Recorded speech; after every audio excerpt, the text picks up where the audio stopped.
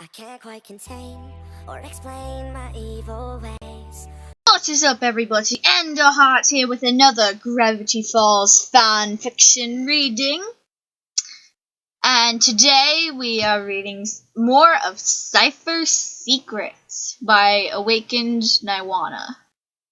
And today we will start chapter 2, the first lesson.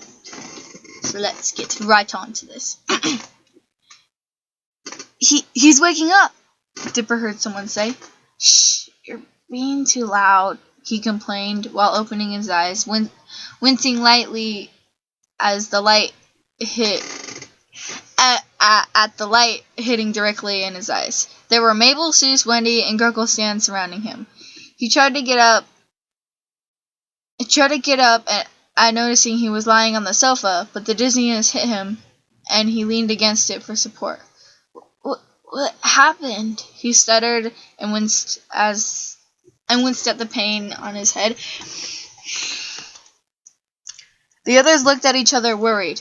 Dipper could notice their hesitation. Did they know about his and Bill's deal? No. It happened in his mind, so they couldn't possibly know about something like that. But if then, what caused their silence? Finally, his thoughts were interrupted by Mabel, who started first. Well, you fainted. What happened? She asked, worried. Dipper, for the first time while talking to his sister, didn't know what to say. He just stuttered. Nothing. Just a stupid headache, but it's gone. Dipper lied. I'm glad that's all, Mabel said, as everyone was dismissed and or sent back to their work, by Stan, of course.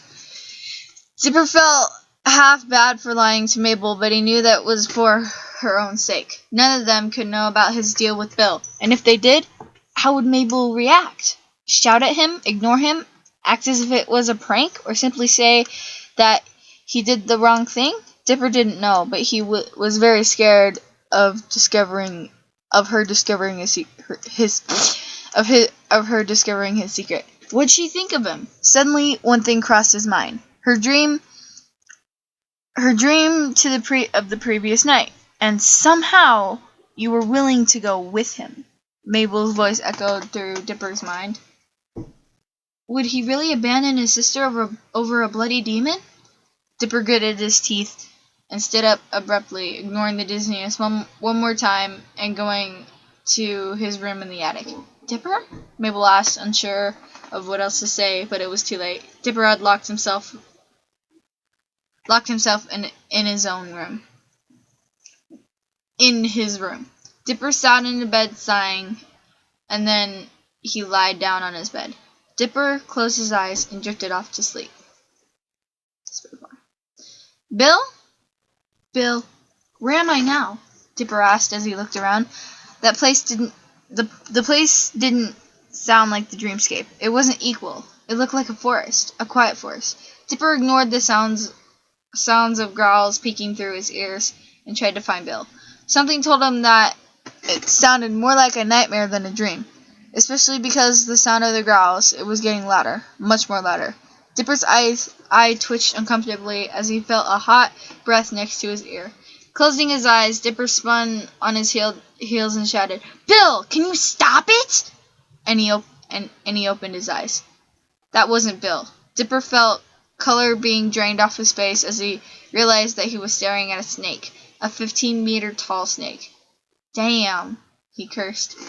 The snake hissed at him and then went to attack him. Dipper avoided the first lunge, but wasn't successful the second time. The snake lunged at him and then gave him a headbutt. Dipper was sent flying to a nearby tree. The snake lunged at him again and again. This time he avoided successfully. Dipper jumped on its head, and on a failed attempt to get him off its head, the snake lunged to a tree and tried to hit its head to it, trying to make Dipper collide with the tree. However, Dipper was smarter than the snake and jumped onto the tree's nearby branch as the snake hit its head on the tree's trunk. The snake fainted. Ah, Is the fun over already? A voice asked from below Dipper. He looked down and saw Bill Cipher under him on a lower branch. I was expecting more of a show, but you were quite fast defeating the snake. Dipper narrowed his eyes at the demon.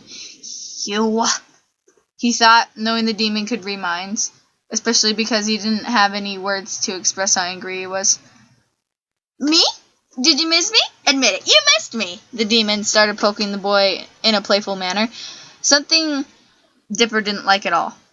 You tried to kill me! Dipper shouted, pointing a finger of accusation at him. Bill laughed while Dipper growled again, frustrated and tired of the demon's constant mocking. But I didn't kill you, did I? Bill asked rhetorically. Surely,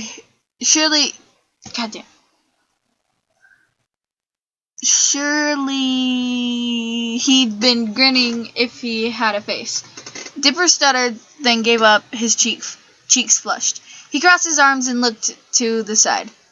Oh, the baby's pouting! How adorable! He said in a mocking tone.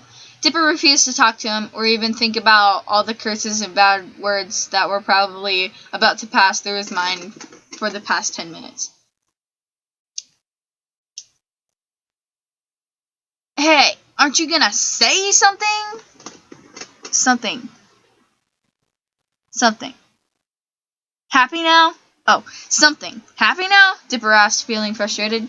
Yes, Bill answered mockingly as he disappeared. Dipper looked around, trying to find the psychotic floating Nacho, and then said Nacho appeared behind him, startling him and almost making him fall. He didn't fall because he just didn't fall because he held a branch in time. Ah, Pine Tree, you're so easy to scare. Bill laughed. Dipper stared. Can you stop laughing and help me out here? Otherwise, if I die, our deal will be over. Dipper explained in the most reasonable way possible. Bill, still laughing, snapped his fingers quickly, and Dipper floated, surrounded by a blue aurora. What the heck? Dipper mentally scolded himself for almost cursing out loud, but he was so impressed that he didn't even care.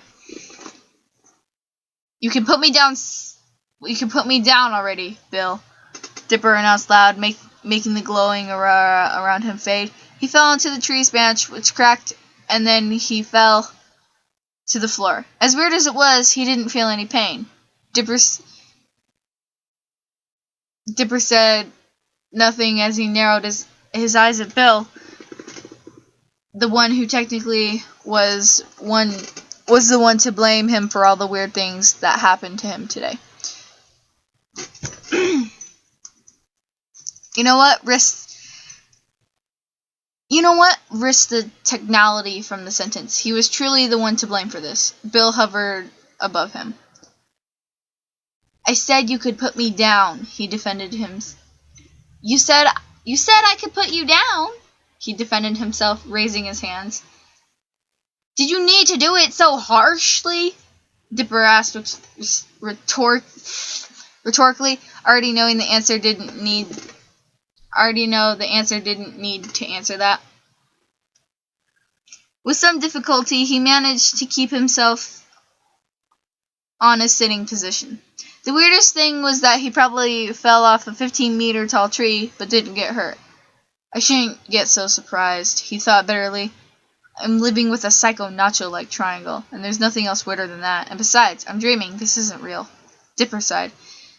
That was what he wished, but unfortunately he was awake. Just awake inside. So why are we here anyway?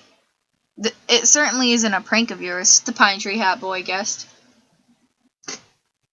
Ding ding, we have a winner, Bill joked, his colors changing from yellow to blue and vice versa. Surely it isn't a prank, but almost. You're here for your first lesson, Bill said. Ready to die on your first day of lesson? Dipper frowned. As funny as that was, no, Dipper answered.